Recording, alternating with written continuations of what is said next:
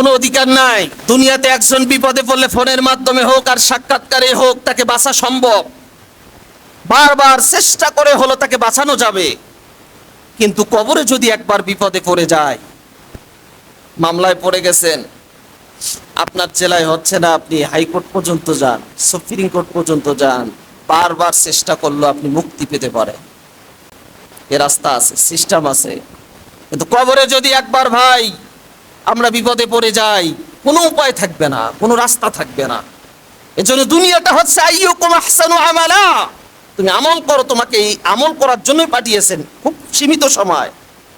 ভালো আমল, আহসান আহসান, ভালো আমল, সই শুদ্ধ আমল, এবং খালেস দিলে অন্তরকে পরিশুদ্ধ করে আমরা আমল করবো, বলুন ইনশাআল্লাহ।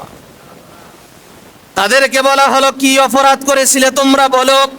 তারা বলল, 1 নাম্বার অপরাধ করেছিলাম আমরা যখন বেঁচে ছিলাম, আমাদের 1 নাম্বার অপরাধ ছিল, তারা কোরআনুল কারীমে আল্লাহ তাআলা বলেছেন তাদের 1 নাম্বার অপরাধ হলো ক্বালু লাম নাকু মিনাল মুসাল্লিন।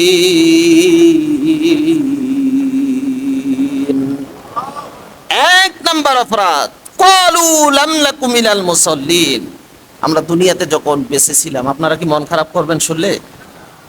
আমরা দুনিয়াতে যখন বেঁচে ছিলাম আমরা নামাজি ছিলাম না। ইবাদতের মধ্যে সর্বশ্রেষ্ঠ ইবাদত হচ্ছে নামাজ, আল্লাহকে সিজদা দেওয়া।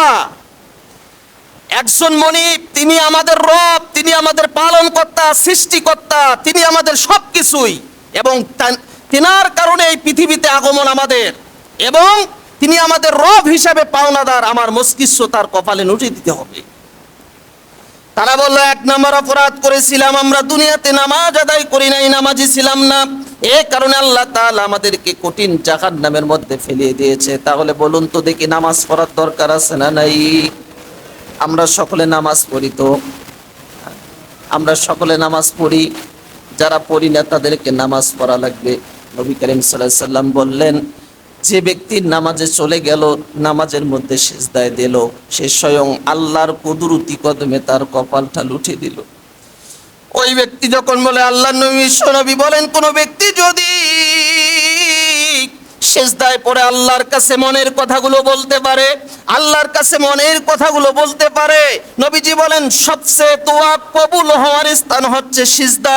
সিজদার মধ্যে যে বান্দা আল্লাহরে চায়, আল্লাহ রাব্বুল আলামিন তার মনের চাওয়াগুলোকে পূরণ করে দেয়। নবীজি বলেছেন, সাহাবায়ে কেরামরা আমাকে দেখেছিল এবং আমি আল্লাহকে দেখেছিলাম, আল্লাহর সাথে কথোপকথন হয়েছে। কোনো ব্যক্তি যদি আমার উম্মতের মধ্যে কোনো ব্যক্তি যদি নামাজ পড়ে, আল্লাহ তাআলা বলেন ওই বান্দাকে আমাকে দেখতে আসা লাগবে না, তার সাথে আসমান থেকে জমিনে যে আমি আল্লাহ দিদার করব। সুবহানাল্লাহ। নামাজ এমন একটি ইবাদত, অনেক লম্বা বিষয়। যারা নামাজ আদায় করি না, চেষ্টা করব, বলুন ইনশাআল্লাহ। কারণ জান্নাতের প্রথম ধাপটাই হচ্ছে নামাজ। আপনার বিচার দিবসের প্রথম কথাই হচ্ছে নামাজ। আছে নামাজ? যদি থাকে তুমি চলে যাও, তোমার জন্য রাস্তা প্রশস্ত হয়ে যাবে। আপনি দান, সদকা, টাকা পয়সা, আপনার ব্যাংক ব্যালেন্স, আপনার জমি জায়গা সব কিছু আল্লাহর রাস্তায় দিয়ে দিয়েছেন, কিন্তু আপনার নামাজ নাই। আপনার নামাজ নাই, আপনার দরজায় তালা। আপনি বিলাসবহুল পাবেন না। আপনি দুনিয়ার শান্তিকে বড় মনে করেছেন। 24টা ঘন্টায় যে আল্লাহ অক্সিজেন দেয়, যে আল্লাহ দেখভাল করে, যে আল্লাহ আমাকে রিজিক দেয়, তার জন্য সারা দিন মিলিয়ে আমরা 1 ঘন্টা কাটাতে পারি না। ফজরের নামাজে ধরেন 10 মিনিট লাগবে, জোহরের নামাজে 30 মিনিট লাগবে। এভাবে যদি আমরা 1টা ঘন্টা ইবাদত করি, এটা আমাদের কাছে কঠিন হয়ে যায়। বলুন ঠিক? আমরা নামাজগুলো আদায় করব, বলেন ইনশাআল্লাহ। যারা বললেন না, তাদের কি নামাজ পড়তে ভয় লাগে? যদি কোনো ব্যক্তি আল্লাহকে স্বীকৃতি দেয়, আল্লাহ তাআলা যদি কবুল করে, সে বেনামাজি হলে হতে পারে তো নামাজি। এটা কবুল করার মালিক কে? সকলে বলুন, আল্লাহ আমাদেরকে তৌফিক দাও, আমরা যেন নামাজ আদায় করতে পারি, বলেন ইনশাআল্লাহ।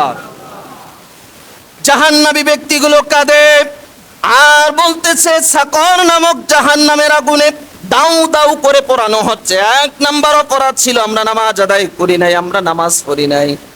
আবার অনেক নামাজি তারা বলল, শুধু তো নামাজ আদায় করি নাই, এবং যারা নামাজ পড়েছিল তাদের বিরোধিতা আমরা কখনো ছাড়ি নাই। এরকম লোক আছে না নাই? নামাজিদের বিরোধিতা করা, এটা একটা কমন শব্দ হয়ে গেছে আমাদের কাছে। একজন নামাজ পড়ে আর একজন পড়ে না, কিন্তু যে পড়ে যদি কোনো বিষয়ে খটকা লাগে তা আগে নামাজের দোষটা দিবি। কথা বলুন, বাস্তব ঘটনা। আল্লাহ তাআলা আমাদেরকে নামাজীদের বিরোধিতা থেকে দূরে থাকার তৌফিক দান করুন, আমিন বলুন। করা যাবে না ভাই, তাকে আরো সহযোগিতা করেন।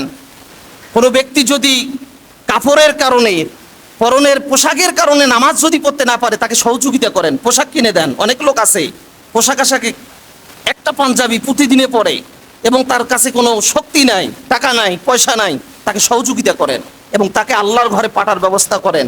আপনার সহযোগিতায় যে যদি 5 ওয়াক্ত নামাজ পড়ে, আপনি তার জাযা, আপনি তার আমল নামায় যতটুক সওয়াব হবে তার কিঞ্চিত পরিমাণ সবল আল্লাহ তাআলা আপনার আমল নামায় দান করে দেবে। এজন্য বলা হলো, কেন বলো কাঁদো, কঠিন আযাব আমাদেরকে আজকে দিয়েছেন শুধু নামাজ না পড়ার কারণে। 1 নাম্বার অপরাধ হলো আমরা নামাজ পড়ি নাই, দুনিয়াতে আল্লাহর সন্তুষ্টি ইবাদত করি নাই। আমি আহ্বান জানাবো আমার এই অত্র মসজিদের মুসল্লিদেরকে, আল্লাহ তাআলা যেন আমাদেরকে সঠিক সময়ে জামাতের সাথে 5 ওয়াক্ত নামাজ পড়ার তৌফিক দান করেন। তারা বললেন, আর কি হয়েছিল বড়, কি কারণে তোমরা কান্না করতেছো? তারা বলল, 2 নাম্বার অপরাধ, আমরা যখন দুনিয়ায় বেঁচে ছিলাম আমাদের দ্বিতীয় অপরাধ ছিল, আমরা আল্লাহ রাব্বুল আলামিন এই কথাটা কোরআনুল কারীমে বলেছেন, ওয়ালাম নাকু নুতঈমুল মিসকিন।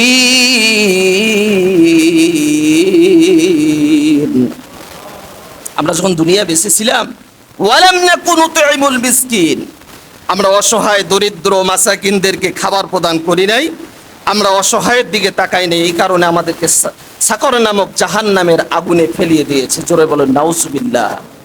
তাহলে সাকর নামক জাহান্নামে জ্বলার 4টি কারণের 1 নাম্বার কারণ হলো নামাজ, 2 নাম্বার কারণ হলো অসহায় দরিদ্র মাসাকিনদেরকে খাবার প্রদান না করা।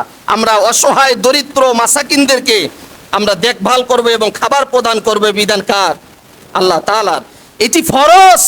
নামাজ যেমন ফরজ, যাকাত দেওয়া এবং গরিবদের দিকে তাকানো, তাদের অধিকারকে বুঝিয়ে দেওয়া তেমনি ফরজ। এটি আমাদেরকে আল্লাহ তাআলা আদায় করার তৌফিক দান করুক, আমিন বলেন। তাদের